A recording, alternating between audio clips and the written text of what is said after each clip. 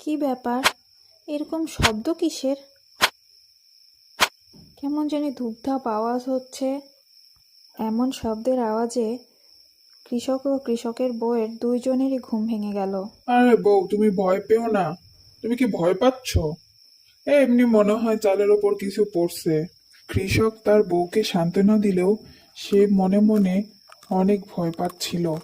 সে ভাবছিল, আসলে তো কিসের শব্দ এগুলো? কোনোদিন তো এরকম শব্দ শুনিনি। দেখছো, তুমি শুনতে পেলে? দেখো, এটা আবার কিসের শব্দ? মনে হচ্ছে বাইরে কেউ খাচ্ছে। আমি কয়েকদিন থেকে এরকম শব্দ পাচ্ছি, কিন্তু তোমাকে সেভাবে বলা হয়নি। এমনি ভেবেছি চালের উপর কিছু পড়তেছে তাই। আমার মনে হয় না এটা স্বাভাবিক ব্যাপার। কৃষকের বইয়ের কথা শুনে কৃষক একটু চিন্তায় পড়ে গেল।